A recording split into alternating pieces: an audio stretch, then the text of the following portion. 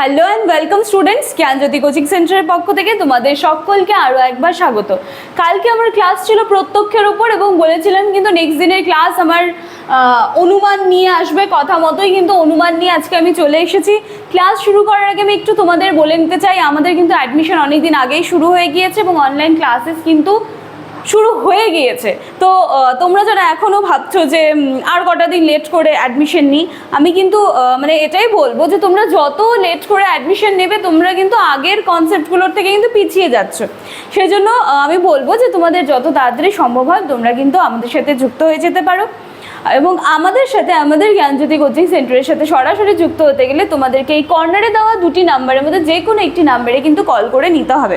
এই নাম্বার দুটি হলো আমাদের জ্ঞানজ্যোতি কোচিং সেন্টারের অফিসিয়াল হেল্পলাইন নাম্বার। এই দুটি নাম্বারের মধ্যে যে কোনো একটি নাম্বারে কল করে কিন্তু তোমরা তোমাদের যাবতীয় যা কোয়ারিজ আছে সমস্তটা ফুলফিল করে নিতে পারবে এবং তোমাদের কথা মাথায় রেখে কিন্তু কোর্স ফি যেটা ছিল সেটা আগের থেকে খুবই সামান্য বাড়ানো হয়েছে, কারণ তোমরা সকলেই জানো যে তোমাদের সিলেবাস এবার একটু লেন্দি আছে, ঠিক আছে? তো খুব মানে সবার কথা মাথায় রেখে, সবার সামর্থ্যের কথা মাথায় রেখে কিন্তু খুব সামান্য এবার আমাদের কোর্স ফিটা বাড়ানো হয়েছে। তোমরা কাইন্ডলি দুটি নাম্বার একটু কল করে নিও, পুরোটা কিন্তু তোমরা জেনে যেতে পারবে। কথা না বাড়িয়ে আমি আজকের আলোচনার বিষয়ে একেবারে চলে আসি। দেখো, আজকে আমার যেটা আলোচনার বিষয় হচ্ছে সে হচ্ছে অনুমান, এবং অনুমানের দেখতে পাচ্ছি যে অনুমান দুভাগে আবার বিভক্ত হয়ে গেছে। দুটা ভাগ কি, একটা বিহিত অনুমান আর একটা হচ্ছে অবিহিত অনুমান।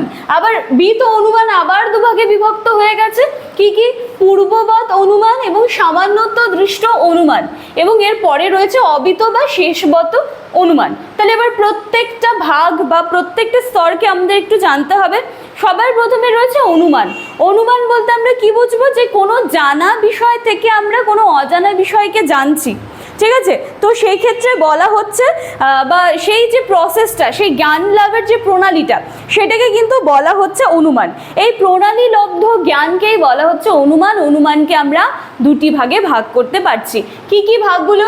একটা বিহিত অনুমান আর একটা হচ্ছে অবিহিত অনুমান। এবার বিহিত অনুমানটা কি ওটা একটু দেখি। দেখো, যেখানে যেটা মানে বিহিত অনুমান আছে সেখানে কিন্তু বলা হয়েছে যে এটা হচ্ছে একটা সদর্থক অনুমান। এবার তোমাদেরকে জানতে হবে যে সদর্থক অনুমানটা কি জিনিস। সেটা হচ্ছে এমন একটা অনুমান যা উপলব্ধ তথ্যের ওপর ভিত্তি করে এবং এটি সম্পূর্ণ সঠিক বা নির্ভুল কিন্তু নাও হতে পারে, ঠিক আছে? সম্পূর্ণ সঠিক বা নির্ভুল নাও কিন্তু হতে পারে, ঠিক আছে? এই বিহিত অনুমানটা কিন্তু একে বলা হচ্ছে সদর্থক অনুমান, এবং এটা ইতিবাচক বা সদর্থক বচন থেকে অর্থাৎ অন্যয় ব্যাপ্তির ওপর কিন্তু নির্ভর করে অনুমান সৃষ্টি হয়, সেজন্য বলা হচ্ছে এটাকে বিহিত অনুমান। এবং এই বিহিত অনুমান আবার দুটি ভাগে বিভক্ত হয়ে গেছে, একটা পূর্ববৎ অনুমান এবং একটা সামান্যত দৃষ্ট অনুমান। তাহলে পূর্ববৎ অনুমানটা একটু জানতে হবে। দেখো, পূর্ববৎ অনুমানটা কি, ওখানে কিন্তু আগেই পূর্ব একটা, ঠিক আছে, আগের একটা কথা কিন্তু বলে দিয়েছে। দেখো, এখানে কিন্তু অলরেডি বলে দিয়েছে পূর্ব, তাহলে এই পূর্বর সাথে রিলেট করেই কিছু হবে। চলো দেখে নিচ্ছি। পূর্ব অভিজ্ঞতার ভিত্তিতে যে অনুমান করা হয় তাকেই বলা হচ্ছে পূর্ববৎ অনুমান। পূর্ব অভিজ্ঞতার ভিত্তিতে, পূর্ব মানে আগে কোনো অভিজ্ঞতা হয়েছিল তার ভিত্তিতে যে অনুমানটা করবে সেটাই হয়ে গেল পূর্ববৎ অনুমান, ঠিক আছে? যেমন একটা উদাহরণ যদি দেই, যে আকাশে মেঘ দেখে আসন্ন প্রবল বর্ষণের আশঙ্কা করা হচ্ছে, কারণ পূর্বে আমাদের এরকম একটা অভিজ্ঞতা হয়েছে যে আকাশে মেঘ আসার পরে কিন্তু বৃষ্টি হয়েছিল। তাহলে এটা পূর্ব অভিজ্ঞতার থেকে আমরা একটা অনুমান করছি যে আকাশ আজকে কালো হয়ে এসেছে, মেঘে ঢেকে গেছে, বৃষ্টি হলেও হতে পারে, ঠিক আছে?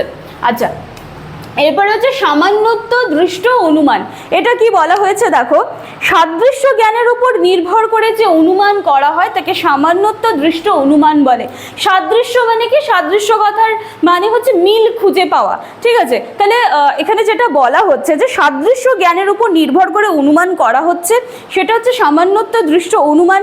এবং উদাহরণ যদি বলা হয়, যে মনে করো যে দুজন ব্যক্তি আছে, দুজন ব্যক্তির আচরণের যে সাদৃশ্য রয়েছে সেটার উপর সেটা দেখে একজন ব্যক্তির সাপেক্ষে আরেকজন ব্যক্তি সম্পর্কে কিন্তু অনুমান করা যেতে পারে। মানে এখানে সাদৃশ্য ব্যাপারটাকে মেইন ফোকাস করা হচ্ছে সামান্যত্ব দৃষ্ট অনুমানে।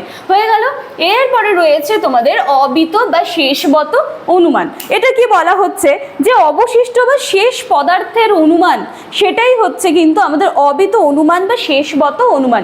দেখো খুব সিম্পল কিন্তু জিনিসগুলো। এখানে যখন পূর্ব বলেছে আমরা কিন্তু সেখান থেকে এটা ধারণা করতেই পারি যে পূর্বের কোনো অভিজ্ঞতার কথা কিন্তু বলা হচ্ছে বা পূর্বের কোনো ঘটনার কথা কিন্তু বলতে চাইছে।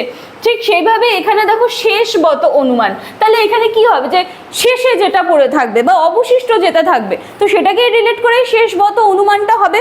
আচ্ছা দেখো, কোনো একটা বিষয়ের সমস্ত বিকল্প, কোনো একটা বিষয়ে অনেকগুলো বিকল্প দেওয়া হয়েছে, মনে করো যে 5টা বিকল্প দেওয়া হয়েছে, ঠিক আছে। এবার 5টা বিকল্পকে একে একে বাদ দিতে দিতে সর্বশেষ যে বিকল্পটা রয়েছে সেইটাকে কিন্তু স্বীকার করা হয়, তখন তাকে বলা হচ্ছে অবিত অনুমান বা শেষবত অনুমান। এখানে একটা উদাহরণ রয়েছে খুব সুন্দর, যে জলমগ্ন স্থান দেখে পূর্বে ঘটে যাওয়া বৃষ্টি সম্পর্কে কিন্তু অনুমান করা হচ্ছে। তো এই ছিল হচ্ছে আজকে কিন্তু তোমাদের অনুমানের উপরে ক্লাস, এবং পরের দিনে তোমরা শব্দ প্রমাণের উপর কিন্তু ক্লাস পাবে। তো প্রত্যক্ষটা আমি ক্লিয়ার করে দিয়েছি, আজকে অনুমান ক্লিয়ার করলাম, এবং কালকে যে ক্লাসটা তোমরা পেয়ে যাবে তোমাদের চ্যানেলে সেটা কিন্তু শব্দ প্রমাণের উপরে থাকবে। তো ক্লাসটা আজকে ভালো করে দেখে নিও, এতটাও জটিল কিন্তু ব্যাপারগুলো নয়। অনুমানের থেকে আমরা দুটো অনুমান পেয়েছি, একটা বিত অনুমান আর একটা অবিত অনুমান। বিত অনুমান থেকে আবার পূর্ববৎ এবং সামান্যত্ব দৃষ্ট অনুমান পেলাম, এবং এরপরে রয়েছে অবিত বা শেষবত অনুমান। ঠিক আছে, ক্লাসটা ভালো করে দেখবে। আপাত দৃষ্টিতে দেখলে যতটা কঠিন মনে হয় এতটাও কিন্তু কঠিন নয়, যতটা সহজ ভাষায় আমার দ্বারা সম্ভব হয় আমি কিন্তু তোমাদেরকে বুঝিয়ে দেওয়ার চেষ্টা করি। আমাদের অনলাইন ক্লাসেস কিন্তু শুরু হয়ে গিয়েছে এবং অ্যাডমিশন কিন্তু অনেক দিন আগের থেকে শুরু হয়ে গিয়েছে। আর দেরি না করে যত তাড়াতাড়ি সম্ভব হয় আমাদের জ্ঞানজ্যোতি কোচিং সেন্টারের সাথে যুক্ত হয়েছে। আমাদের এখানে কিন্তু মোটামুটি সমস্ত সাবজেক্টস পড়ানো হয়, এবং ইতিমধ্যেই কিন্তু আমরা সায়েন্স বিষয়টা নিয়েও কিন্তু তোমাদের সামনে চলে আসছি। খুব তাড়াতাড়ি তোমরা সায়েন্স তোমাদের যে সাবজেক্টস রয়েছে তার রিলেটেড ভিডিওস কিন্তু তোমরা পাবে। তো তোমাদের যারা বন্ধু বান্ধবীরা রয়েছে তাদেরকেও তোমরা এই বিষয়ে কিন্তু তৎপর করে দিতে পারো। চলো আর কথা না বাড়িয়ে আজকের ক্লাস বা আজকের ভিডিও আমি এখানেই শেষ করছি। দেখা হচ্ছে পরের দিনের ক্লাসে। Thank you.